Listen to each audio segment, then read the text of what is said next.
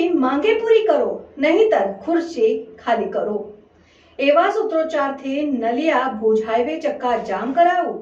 કચ્છમાં શિક્ષકોની માંગને લઈને ઠેર ઠેર વિરોધ. અબડાસામાં શિક્ષકોની ઘટને લઈને નલિયા ભુજ હાઈવે ચક્કા જામ કરાયું. ત્યારબાદ તાલુકા શિક્ષણાધિકારી અબડાસાને આવેદનપત્ર લખવામાં આવ્યું. ત્યારબાદ તાલુકા શિક્ષણાધિકારી અબડાસાને આવેદનપત્ર પાઠવવામાં આવ્યું. બહુજન આર્મીના સંસ્થાપક લખનભાઈ દુવા સાથે વિદ્યાર્થીઓ અને વાલીઓ દ્વારા નલિયા ભુજ હાઈવે ચક્કાજામ કરાયું. શિક્ષકની માંગ માટે વિદ્યાર્થીઓ અને વાલીઓ રસ્તા ઉપર બેઠા.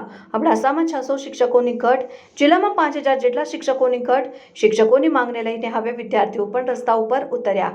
અબડાસામાં શિક્ષકોની ઘટ સંપૂર્ણપણે પૂરી કરવામાં આવે તેવી માંગ બહુજન આર્મીના સંસ્થાપક લખનભાઈ દુવા અને વિદ્યાર્થીઓ અને વાલીઓ દ્વારા કરવામાં આવી. જો 1 મહિનામાં શિક્ષકોની ઘટ પૂરી કરવામાં નહીં આવે તો અબડાસાના ધારાસભ્યના કાર્યાલયને તાળાબંધી કરવામાં આવશે તેવું બહુજન આર્મીના સંસ્થાપક લખનભાઈ દુવાએ જણાવ્યું હતું. જોતા રહો ભારત ટાઈમ્સ ન્યૂઝ. ખાસ કરીને કેટલા વર્ષથી તમે અબડાસા તાલુકાની મુલાકાત લીધી ને અત્યારે જે પ્રજાના કેટલા પ્રશ્નો હતા અને જે નિરાકરણ થયા છે? છેલ્લા 8 મહિનાથી અબડાસામાં દર અઠવાડિયે અબડાસાની સમસ્યાને લઈ અને હું આવું છું અને અહીંના દરેક સમાજના લોકો સાથે હોય છે. દરેક પ્રશ્નો ઉપર કામ કરીએ છીએ. પહેલું જ અમારું આંદોલન રહ્યું નલિયામાં સિવિલ હોસ્પિટલનું. ત્યાં આગળ ડૉક્ટરો નહોતા, ઇક્વિપમેન્ટ નહોતા અને હોસ્પિટલે જર્જરિત હતી. અમે આંદોલન કર્યું અને 1.5 મહિનાની અંદર જ સરકારશ્રી દ્વારા 6 કરોડ રૂપિયાની ગ્રાન્ટ ફાળવવામાં આવી નવી હોસ્પિટલ બનાવવા માટે. અને જે ઇક્વિપમેન્ટ નહોતા એ તમામ લેબોરેટરીને એ બધા ઇક્વિપમેન્ટ આવી ગયા.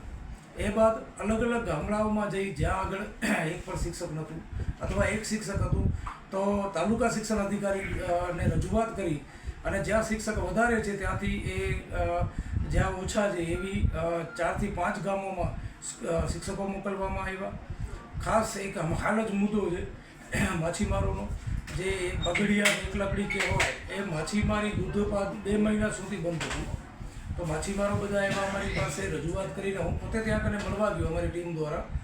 તો એ બાદ 7-8 દિવસની અંદર જ માછીમારી પણ ચાલુ થઈ ગઈ છે, એકદમ બંધ પડી હતી. આવા વિવિધ પ્રશ્નો છે. આજે શિક્ષણના મુદ્દે નલિયા હાઈવે ચક્કાજામ કરવામાં આવ્યું, રેલી કાઢી અને એસડીએમ અને તાલુકા શિક્ષણ અધિકારીને આવેદનપત્ર આપવામાં આવ્યું છે કે અબડાસામાં જે 600 શિક્ષકોની ઘટ છે એ તમામ શિક્ષકોની ઘટ પૂરી કરવામાં આવે અને 1 મહિનાની અંદર પૂરી કરવામાં આવે. શિક્ષકો જ્યારે આવે એનામાંથી 70% શિક્ષકો અબડાસામાં કચ્છના સ્થાનિક હોય. સાથે એક મુદ્દો એ પણ છે કે જે શિક્ષકો આવે છે એ સ્થાનિક કચ્છના હોય છે અને બહારના હોય છે. એ શિક્ષકો જે ગામમાં શિક્ષક તરીકે આવે એ ગામમાં જ રહે, બારે ક્યાં ન રહે. ચોથો એક મુદ્દો એ છે કે 51 સ્કૂલો એવી છે અબડાસામાં જે જર્જરિત હાલતમાં છે, જે ખરેખર તોડી પાડીએ નવી બનાવવાની છે.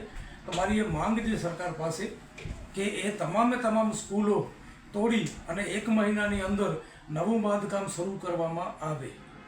આ જો શિક્ષણ મુદ્દેનું આજનું આંદોલન હતું, જો 1 મહિનામાં પૂરું કરવામાં આવશે નહીં તો ચોક્કસ આ સરકારના વિરોધમાં, કચ્છના ધારાસભ્યોના વિરોધમાં, કચ્છમાં 4700 જેટલી ઘટ છે એ મુદ્દે પણ લડત અમારી છેલ્લા 1.5 વર્ષથી ચાલુ છે. હું પોતે ગાંધીનગર શિક્ષકોની ભરતી માટે જઈ આવ્યો છું અને કચ્છમાં 4700 શિક્ષકોની ઘટ એ પણ 1 મહિનાની અંદર પૂરી કરવામાં આવે. જો એવું નહીં થાય તો સરકારના વિરોધમાં, અધિકારીઓના વિરોધમાં અને કચ્છના 6 ધારાસભ્ય અને 1 સાંસદ એમની ઓફિસ આગળ તાળાબંધી, ઘેરાવ, ધરણા કે ફરી પાછો આ રોડ રસ્તા બંધ કરવાની નોબત આવી તો અમે ચોક્કસ એ પણ પગલાં લેવા તૈયાર છીએ.